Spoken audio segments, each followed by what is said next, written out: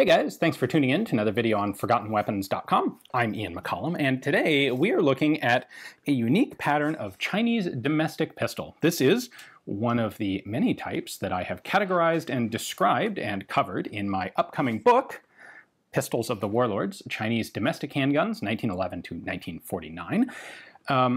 I've kind of colloquially referred to these as the horn grip type of pistol because the most distinctive feature about them is the fact that they use a typically light-colored horn material for their grip panels. However, that of course is not a definitive technical characteristic of a handgun.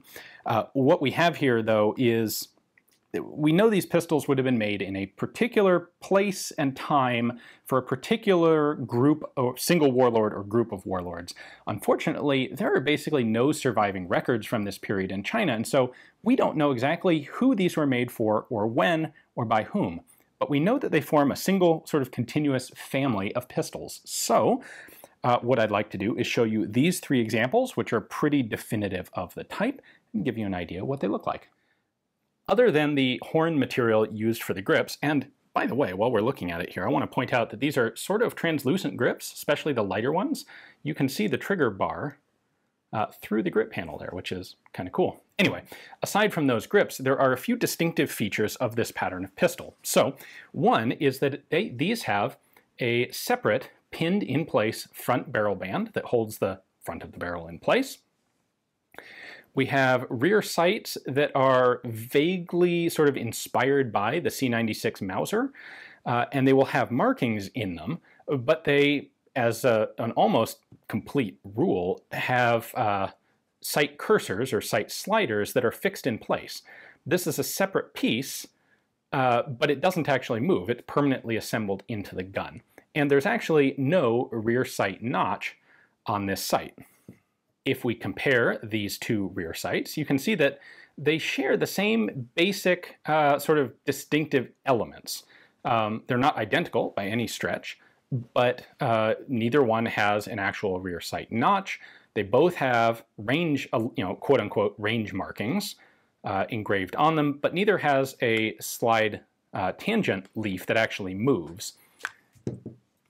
In the case of this one, you can clearly see how the sight slider is actually being used to retain the extractor there.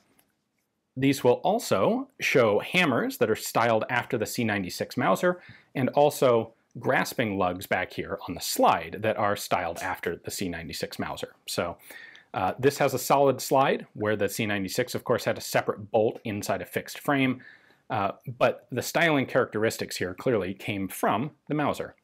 These all have open slides, so the barrel's exposed out here and the slide just runs down on the bottom. Now, some of them will have a bit more detailed features out on the slide. So this is also, the set of lightning grooves is also directly inspired by the C96 Mauser. But some of these, perhaps later production or perhaps just production by different people, some of them are a bit simpler. Sometimes these horn grip type pistols are a real wealth of interesting fake markings, and this one's a pretty good example. We have an A-bar style safety here on the front, which is typical for these guns, but then we have a whole bunch of Belgiques. We have a fake Mauser banner. I'm not even sure what this all is. This example is even better for fake markings. We've got fake Belgian proof marks that are used as decorative elements. We've got this thing back here, bunch of writing on the side of the slide. These guns will typically have square-bottomed grips with square-bottomed magazines, patterned after the FN 1900, basically, but not always. They can occasionally be found with round-bottomed grips. The witness holes in the various magazines for these pistols, they can take a wide variety of forms, and they may or may not have any connection to how many rounds fit in the magazine. So sometimes the bottom witness hole is below the last round and doesn't actually tell you when it's full. Sometimes it's located above the last round, so you can, once this bottom witness hole is full, you can still load more ammunition in, and sometimes they actually line up with a fully loaded magazine. Sometimes you have magazine witness holes that are purely decorative, like this one. This is a particularly neat example. It's just crude art in the form of a pistol magazine. These can be found with a variety of barrel lengths, and the long-barreled examples typically, often, will actually be slotted for shoulder stocks. This is really cool in that this is the only example of one of these pistols I've yet run into that actually has its matching shoulder stock. These guns were all handmade, so you can't just take a shoulder stock from one and fit it to another gun. That's unlikely to work. This is set up very much like a Mauser C96 stock, where we have a sort of a T-lug on the front of the stock. You can see the workmanship on this is pretty questionable. A lot of things not really square there. But then there's a spring catch below the lug that locks it in place. Now you can tell this one has been used with the stock a fair amount because the stock slot is actually sort of starting to break apart.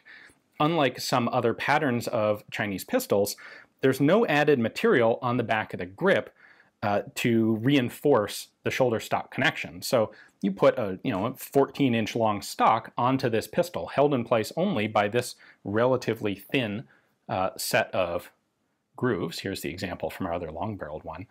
And if you start pushing that stock side to side, it's got a lot of leverage, and it's going to start bending the rather thin sheet metal here. Well, not sheet metal, but the rather thin thickness that is right there around the milled-in stock slot. In fact, you can even see this one has broken through into the magazine well of the pistol as well. That's not really a good thing. This example also has a rather unique finish to it. Someone has refinished the barrel on it. The rest of the gun was originally blued, and it appears either in China or sometime after the fact, someone has polished off the blue on a specific set of flat surfaces. So the blue survives on the inside of the trigger guard here, but not on the side of the frame. It does survive on the slide. This appears to be someone's attempt to make a fancy two-tone pistol, and it's kind of cool. I don't know, it wouldn't be perhaps my first choice, but it's neat to see. We have only a few markings on this one. We got a Mauser, we got a Nacional, two more Nacionals. That's a fake German proof mark. We then have a Brownings back here with a picture of a small pistol, although it's not a picture of this pistol specifically. And once again, the typical rear sight composition for one of these pistols, where there is a rear sight slider. It is a separate piece, but it's used to hold the extractor in place and has no relation to the actual sight. In fact, you can see our sight here is marked, has the same markings all up and down the two sides of the sight. Nothing changes. There is actually a rear sight notch on this one, but it's a pretty darn small one. Like the C96 Mauser stocks that these were obviously patterned after, they do open up, and you can actually put the pistol into the stock. This fits just like a C96 does. It's a nice fit there. And then you've got a band here, so you can attach this to a belt or to a leather carrier.